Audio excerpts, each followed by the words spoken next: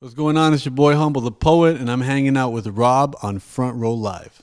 Today is a big day for you. You just dropped a music video for I Will. Yes. Another hot track out there. Thank you so much. But you know, once again, you do everything. You write the lyrics, you're creating the track, you directed and wrote the script. Yeah. You also edited this video. Like how do you do so much yet still have time to do all that? I definitely don't have time to do anything. I don't have time to do anything. Sleep becomes the biggest sacrifice I make.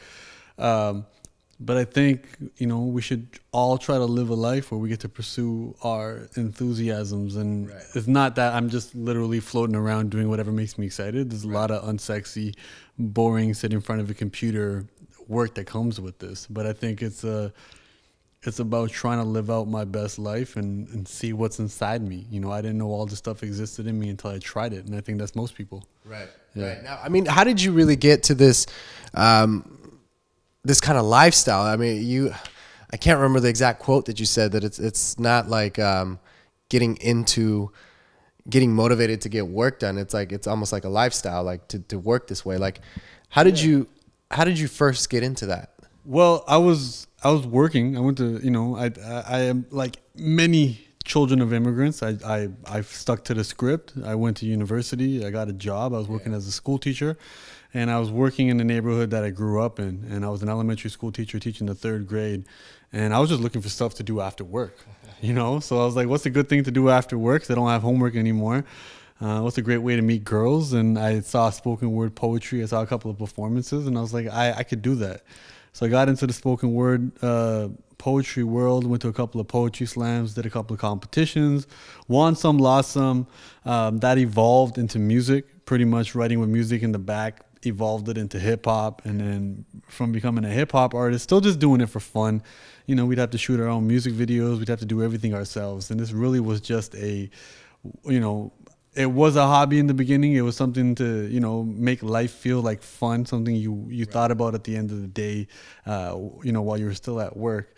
And it took a life of its own. It slowly absorbed me. It kind of took me in. I started getting gigs, opportunities, until eventually I thought I was ready to quit my job full time and pursue it. I definitely was not. And there was about 4 years of a lot of discomfort, but a lot of growth came from that. And that's what I started to track that journey. And that's what prompted the book that I wrote, Unlearn 101 Simple Truths for a Better Life. And that was from the idea that, I couldn't learn new things to survive in Hollywood and to survive in the industry. I had to let go of a lot of old ideas. I had to let go of a lot of entitlements I had, a lot of expectations I had about the world and how life was supposed to be treating me. And once I let those go and I opened myself up to new experiences, being open-minded, learning new things, and continually just being self-aware, this journey took a life of its own, and the rest is history. Man, and being that you're doing so many things at once, when you're writing a book or when you're writing a track, how different is that writing process? Do you feel like it's similar in a way? It's definitely not. And what I do find sometimes is I'm writing a track, and I was like, well, I could get this done a lot easier if I just wrote the same idea in a paragraph on a blog, or if I wrote it in a caption on Instagram. Whereas, when you're making music and you're writing lyrics, you're a lot more meticulous. Every single syllable has to be intentional. You can't just kind of vomit out on the page as you can do with free writing. Right. I also realized that writing books is a lot more accessible. More people are willing to read a book and talk about life than they are to hear a hip hop track. Interesting. So I think within that journey, what I tried to do was I tried to find what was the common thread. What did they all have in common? Like why is publishing a book and shooting a music video scratching the same itch that making a song or making a poem is? Right. And I think a lot of it had to do with, I think all of us, we have this innate need to create. I think it's why we have children. I think it's what keeps our civilizations going. We have this innate need to see what's missing and fill in the gaps. And I think for me, it was the same thing where I would have a spark in my head and I want to bring it to life. And I think the success that I've encountered has gifted me with resources and access to talent where less and less is becoming impossible. So the moment, you know, I'm able to shoot dope music videos because I have a dope team. Right. I was able to get that dope team because I did a dope spoken word piece for Apple, and they, Right. you know, they gave me a bag. And I think it's watching it all kind of unfurl in itself and play out in a way that's out of my control. So I think in the beginning I was like, no, stick to one thing. Kanye West dominated music before you saw him in fashion. And people were like, well, your book's doing really well, just become an author. And then later on, once you get established, you can go back to music. And I think I decided I'm not going to be strategic. I'm going to be a little bit more organic, because how it feels is the most important thing. Right. And I respect discipline and I respect work ethic, but if you're not having fun, then there's really no point. Right. That's very true. And you know, even with writing, like I Will, for example, like that's a track that technically took you like 7 years in the making, because it was little pieces that you were writing over the years. Is that safe to say that it's the same kind of thing for when you're writing a book or for any of your other tracks? Like, do you just piece, you know, lyrics or words that you've been writing over you know, the last few years? Yeah, I think a lot of it I'm starting to realize now, especially with the book, because the book was published independently in 2014. And but then it got picked up by the majors in 2017. Yeah. And bestseller right now in Canada, right? the bestseller. Congratulations, by the way. Thank you so much. And the States were coming next. But I think what I realized was look, things don't happen on the schedule you want them to happen. I had written the book, completed the book, planted the seed, had almost forgotten about it, and I was focusing on other things, and then it started to sprout. And that was above and beyond my own control. And I started to realize that even with my ideas, it's, you know, some things got to stick in the oven a lot longer than others. It's not, I'm not part of the microwave generation where I'm just trying to get out as much as possible. I tried that, and not only did I not have any fun, I didn't see any traction. I didn't see the results I wanted. I wasn't even inspired. I feel like that kind of affects the quality. Completely. I think it definitely affects the quality. And there are people, and I know a lot of very talented people who have found the ability to marry quality and quantity. They have a disciplined approach to it. They don't half-ass anything. They don't cut corners. They create some dope stuff, and they can create it regularly. But you have to work your way up to that. Right. And I think for me, what I just realized is, look, if it's not coming out now, it'll still hold value in a couple of years from now, depending on what you need to do.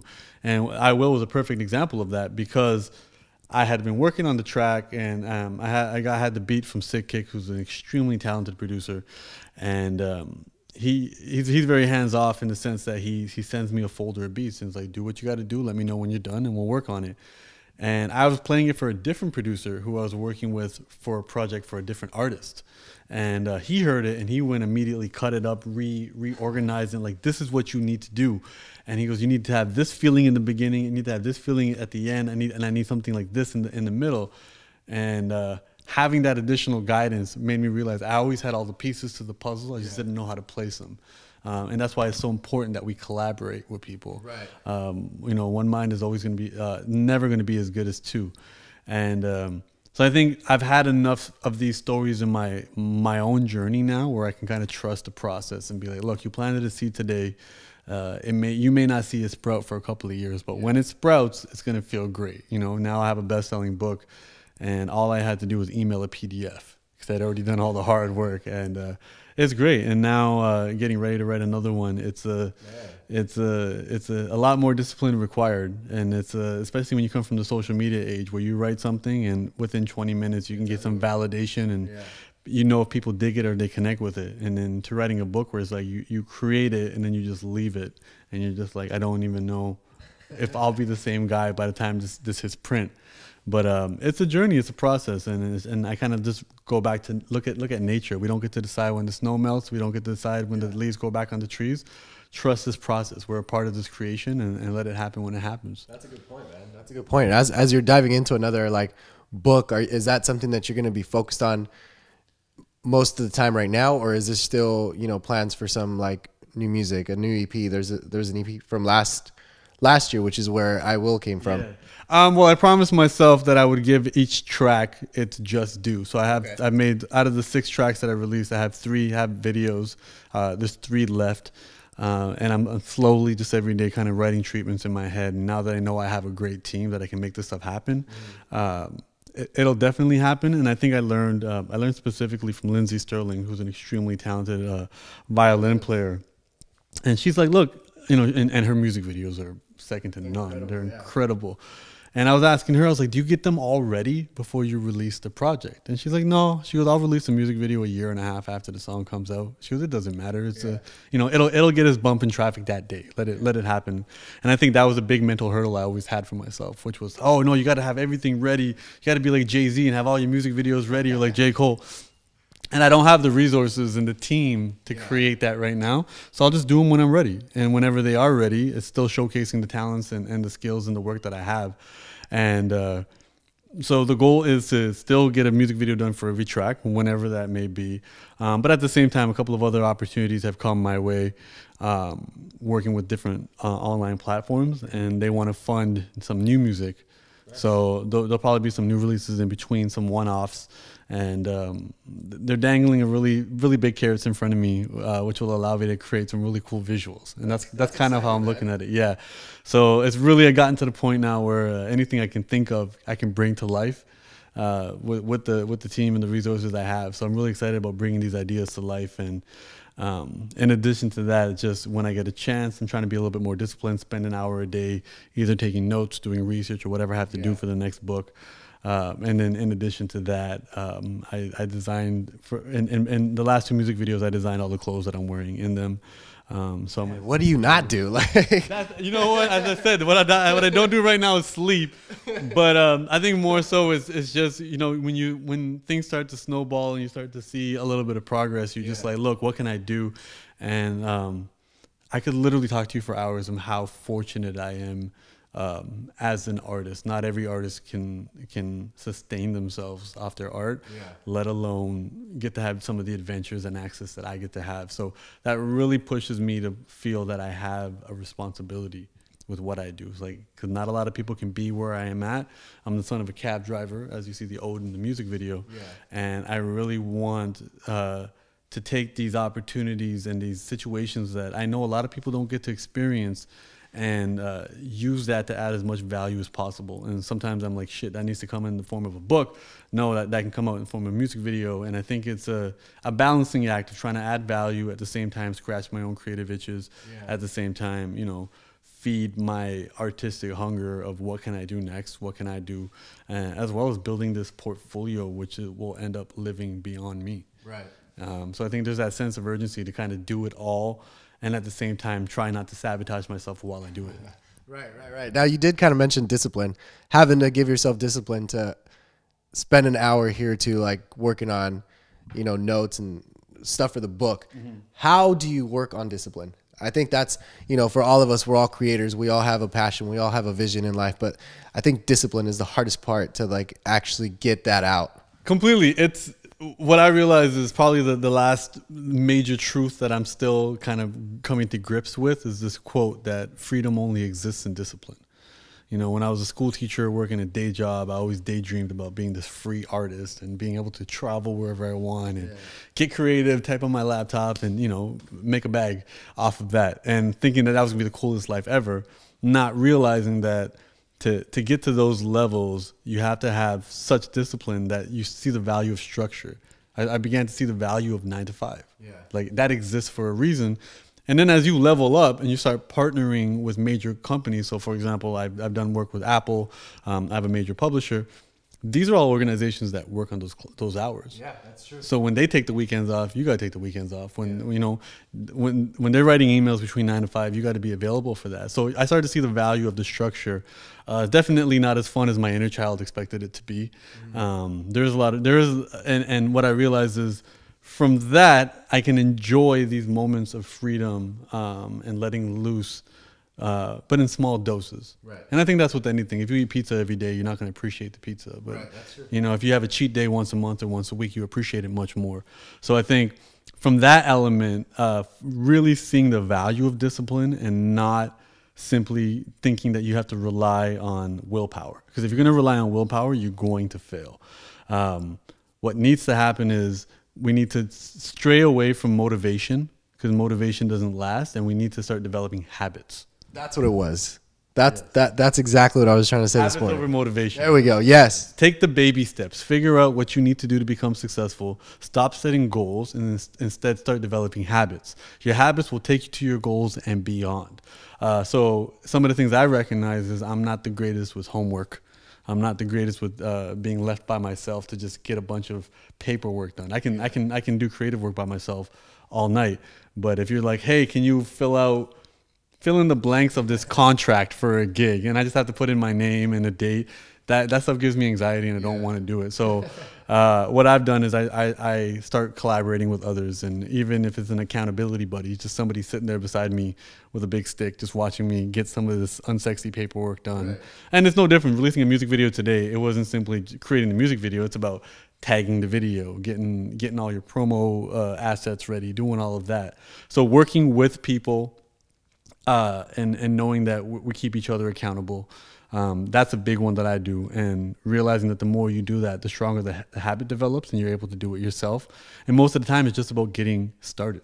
Yeah. And just being like, all right, I'm gonna do it for 2 minutes, and after 2 minutes, I'll stop. And most of us, after we get started for 2 minutes, we'll stick with it. Yeah. And I think that's the biggest one. So I think from a practical perspective, don't focus on motivation, focus on habit.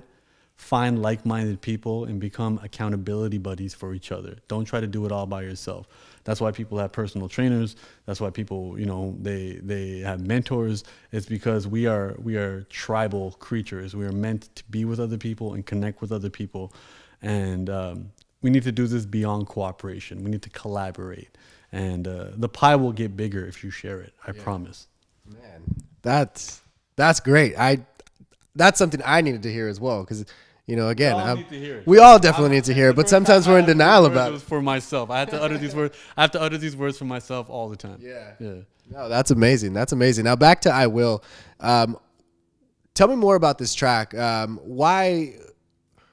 What was so different about this track from your previous work? I think one thing is working with Sick Kick, who's an extremely talented producer. He has a strong history in pop music. He was in a boy band when he was a kid. It's hilarious, but he has he is a savant musically. But most of his opportunities to create music has come in pop form. So I never really worked with anybody trying to make some top 40 grand music. And we collaborated earlier with an artist that he was working with named Yusuf, and that was kind of our first foray into seeing how well we work together. There's one thing to be talented. There's one thing if you have work chemistry. Right. And we're from similar places in the city of Toronto, and we really did have a good repertoire. He's doing amazing. I mean, we recorded this track probably a year and a half ago, and since then, he's been releasing tracks with major YouTubers. He's traveling around the world doing great things. He's got his own little Sick Kick army. Not even a little Sick Kick army. He's a massive Sick Kick army, like over 500,000 subscribers now on YouTube. And because he has that work ethic, he has a team, and I think we really kind of blended and gelled in on that. And he sent me a folder full of music, and this beat just really hit me. And I was heavily inspired by The Rock. I got to meet The Rock at a movie premiere, and later I was helping my good friend Lily sing. She was shooting a video with him, and we were in Miami. And while we were shooting, I was feeding him lines. So my job was to let him know what to say next, and kind of direct him and what he was doing, which was a trip in itself. Like, it's one thing to direct your own music videos, another thing to direct Dwayne The Rock Johnson. But during one of the scenes, there's about 5 camera guys, and everyone's changing the lenses, so it's like a little bit downtime.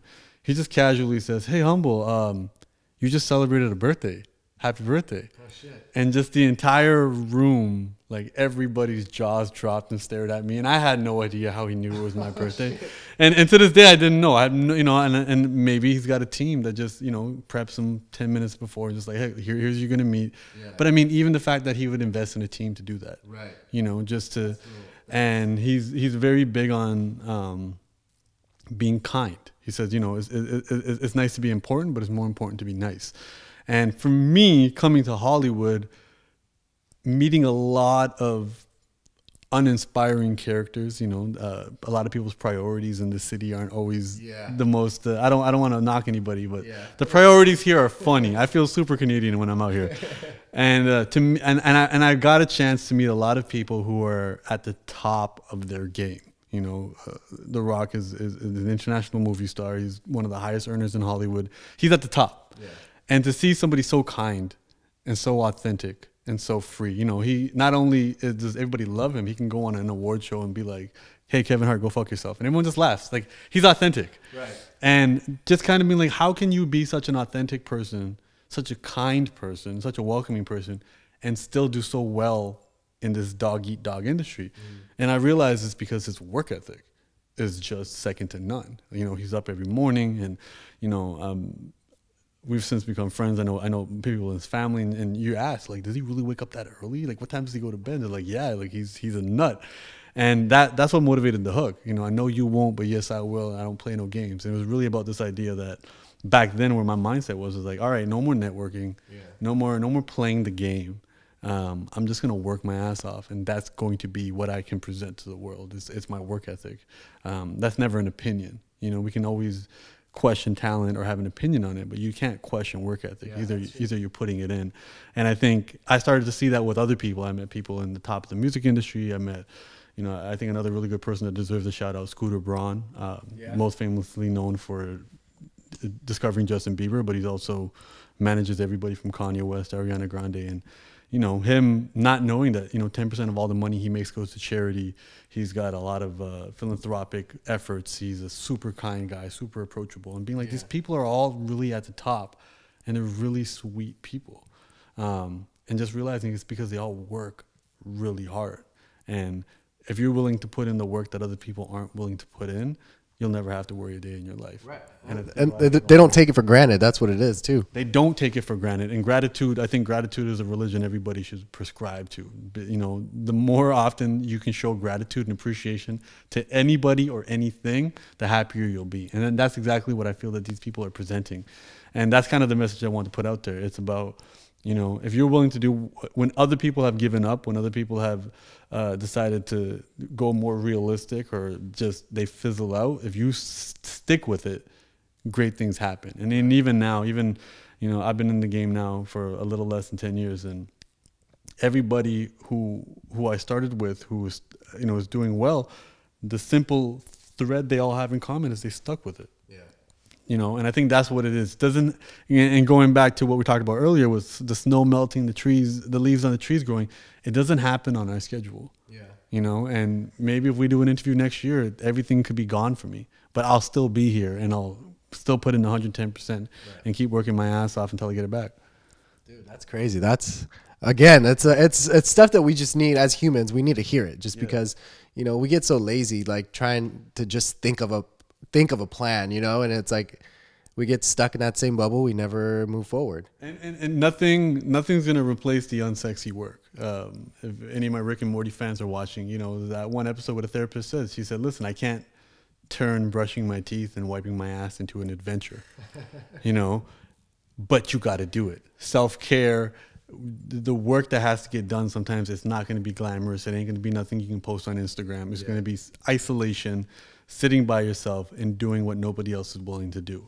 And it adds up. It really does add up. And at the same time, you're sharpening your sword. And as a friend who once told me, he said, the only leverage you need is your ability to do what other people either aren't willing to or unable to.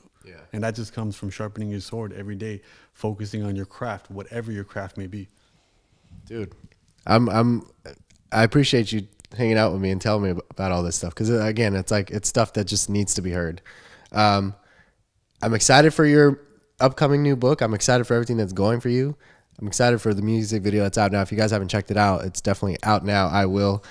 Anything else for the fans, like your audience, like what else can they maybe expect for 2018? I mean, the long-term goal here is we're starting with music videos, and we're going to move into short films, and then eventually, by the time my beard is white, we'll be doing feature films. Yes, so the book 101 Simple Truths, we're working on getting an American publisher now. Right now, it's available on Amazon independently, and gonna keep pushing that forward. My next book, most likely tentatively called Magic Moments, and it's just going to be a lot of stories that inspire people to either recognize, find, or create the silver lining in everything in life. You know, let's stop looking at life as good or bad. There's something amazing happening in everything that we experience in life, and there's always gonna be something horrible in that. And if we recognize that double-edged sword and focus on the gray area, we have a lot more power to really make life feel better, and that'll give us an opportunity to add more to this world than we take. And beyond that, just, you know, never stop learning. Never stop learning.